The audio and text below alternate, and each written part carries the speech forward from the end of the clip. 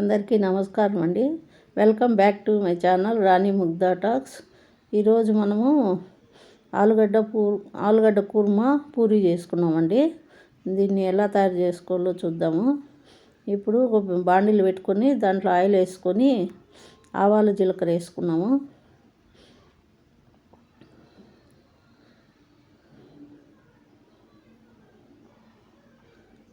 తర్వాత కొద్దిగా కరివేపాకు వేసుకున్నామండి.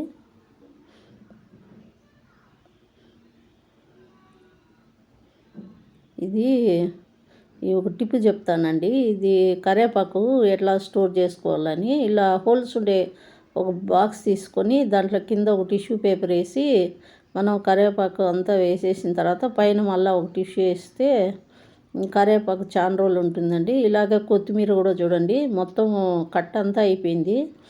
కింద ఒక టిష్యూ వేసాను, సన్నగా కట్ చేసేసి పెట్టేసి పైన మళ్ళీ ఒక టిష్యూ వేసుకునేస్తే స్టోర్ చేసుకున్నామంటే పాడైపోకుండా ఉంటాయి. మనం కావాల్సినప్పుడు వాడుకున్నప్పుడు ఫ్రెష్గా కూడా ఉంటాయి. ఇప్పుడు మనము 2 పెద్ద ఎర్రగడ్డలు అండి, ఒక 7-8 పచ్చిమిరపకాయలు వేసినాను, కట్ చేసేసి వేసుకున్నాము. కొద్దిగా సాల్ట్,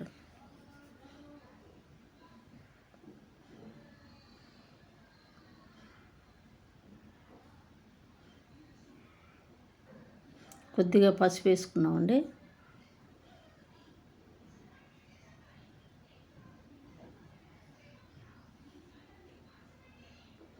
ఇవి ఆలుగడ్డ ఇట్లా ఉడికించుకునేసి చేత్తో స్మాష్ చేసుకునేస్తే సరిపోతుంది.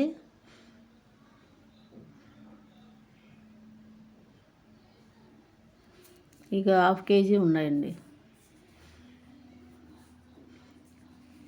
ఇప్పుడు మనం ఆల్రెడీ పసుపు ఉప్పు వేసుకున్నాం కాబట్టి అది అవసరం లేదు.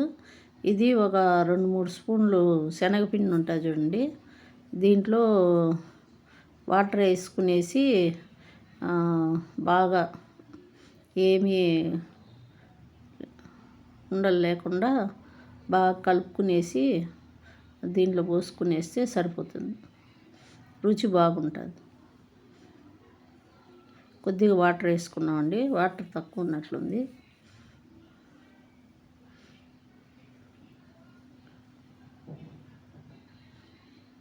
ఇలా వాటర్ వేసుకున్న తర్వాత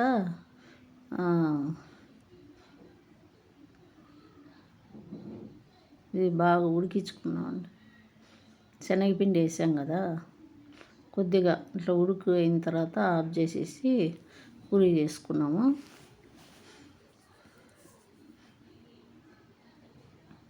ఇప్పుడు కొద్దిగా కొత్తిమీరతో గార్నిష్ చేసుకున్నామండి పైన.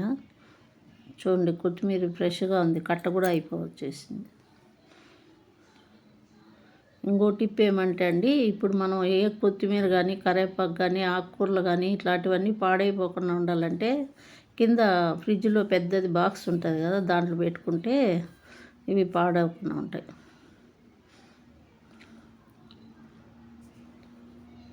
ఇప్పుడు మనం ఒక బాండిల్ పెట్టుకొని దీంట్లో ఆయిల్ వేసుకున్నామండి. దీనికి కూడా ఒక టిప్ చెప్తానండి మీకు.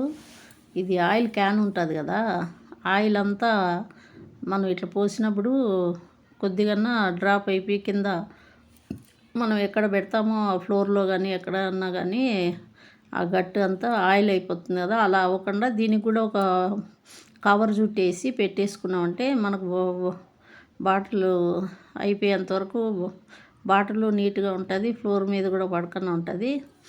మళ్ళీ ఆయిల్ అయిపోయిన తర్వాత బాటిల్ పడేస్తే సరిపోతుంది. ఇప్పుడు ఇంకోటి చూపించాను చూడండి, క్యాను, అది స్టీల్ది బాటిల్, దానికి కూడా అంతే ఒక టిష్యూ చుట్టేసి దానికి ఒక రబ్బర్ వేసుకున్నామంటే సరిపోతుంది. లేకపోతే ఆ ప్లేస్లో కూడా అది పాడైపోతుంది, కిందంతా చుక్క చుక్క నూనె పడి. ఈ పేపర్ వేసుకున్నాం అనుకోండి, పేపర్లో నుంచి బయటకు వస్తుంది, పాడైపోయినప్పుడు బయట పడేస్తే సరిపోతుంది. ఇప్పుడు పూరీలు పేల్చుకున్నామండి.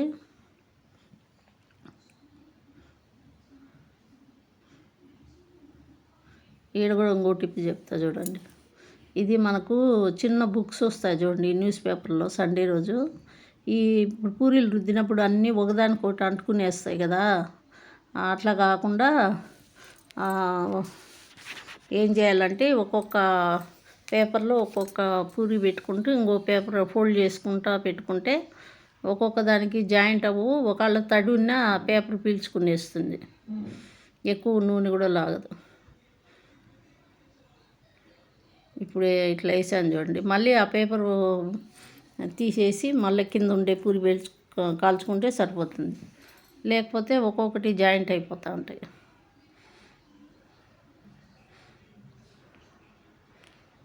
ఇలా మధ్యలో పేపర్ ఉండడం వల్ల అవి కరుచుకో.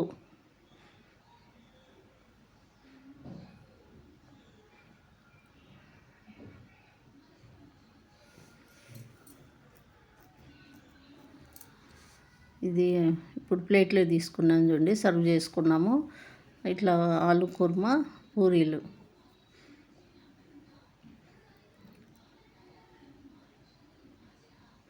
Please subscribe my channel Rani Mugdha talks.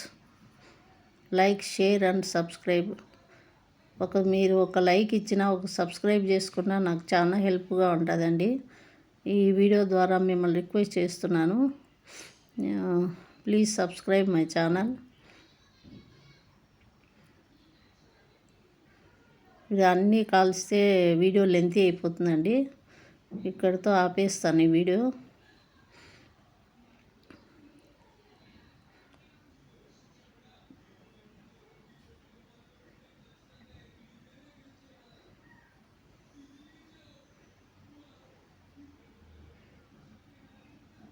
Please subscribe my channel.